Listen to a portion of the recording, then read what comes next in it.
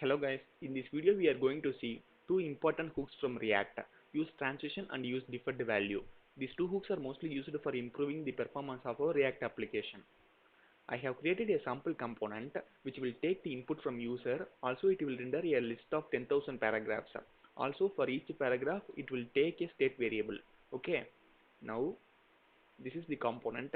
Closely monitor this input field. For example, if I type my name, I'm not sure whether you can able to notice that or not, but I can able to feel that whatever I type here, it is taking some time to display in that input field.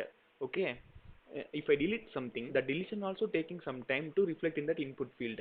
So I think it will create a bad user experience, right? Because whatever user is doing in that UI, that should be immediately reflected, or else it will create a bad experience for them. So for this purpose only React has introduced these two hooks, useTransition and useDefferedValue. First we will see what is that useTransition.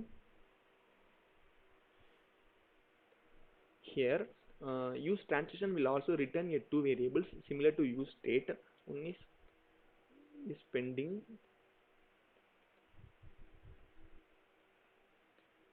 and start transition.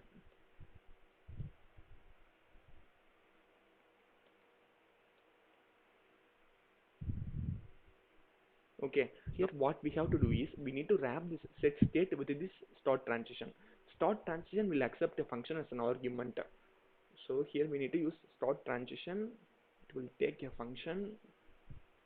Inside this function we need to set this set state. Okay, that's it. Now if I type something here, whatever I typed here, that is immediately reflected in that input field, but the rendered paragraph is taking some time to display that value. For example, if I delete that input, the deletion is also happened immediately, but the rendered paragraph is taking some time. Okay, in a second I will prove this once. I will use that is pending. Pending here is pending will return a boolean value either true or false. Okay, if it is pending, I will return loading text, or else I will render that list. Okay, now I will load this page. If I type something, yeah, if I type something, that value is immediately reflected in that input field, but until that paragraph is rendered, it is some loading text. Okay, if I delete something, the deletion is also happened immediately, but until that paragraphs are rendered, it is showing a loading text. Okay, yeah, this is our purpose, right? It has improved the performance of a React application, but there is one limitation. I will show you.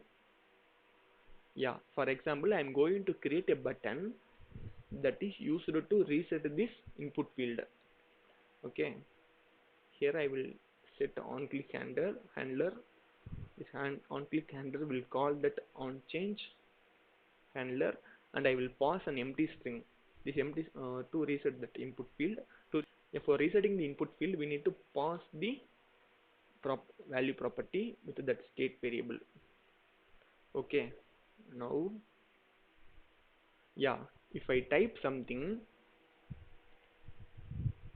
yeah, it is taking some time, but did you notice that I typed multiple characters, but it is displaying only one character? I will prove you. I am going to type my name. Okay, Suraya. I have typed my entire name, but it is not showing that entire characters. It trimmed the value and it is showing some characters only. It is showing the A, but I have typed my name Surya. Okay, yeah, see, also if I click reset, the resetting is also taking some time to reflect in that input field. If we did not use this useTransition, whatever it will behave in the same way now currently it is behaving, even with we are using useTransition. So again it is decreasing the performance, also user experience, right? Now for this purpose we need to use useDefferedValue. Now I will show you how to use useDefferedValue. First I will comment this out. Also I will remove this start transition. Also I will remove this is pending because here no more it is available. Okay, yeah, now yeah, now we need to create a variable.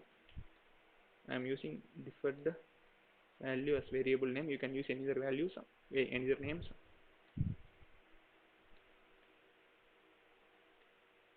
useDefferedValue. useDefferedValue will accept a parameter of that state variable. Here I will pass the state. Okay, now it's done. Now we need to use this deferred value variable inside this paragraph. Yeah, that's it. Now I will reload this page once. Yeah, now closely monitor that input field. I am going to type my name. Yeah, if I type in my name, that value is immediately reflected in that input field, but that list is taking some time to display that value. Also, if I click reset, that resetting is also happened immediately in that input field, but that list is taking some time to display that value. Okay. Yeah, this is the actual difference between useTransition and useDefferedValue. Even though both hooks look similar, they have a different purpose.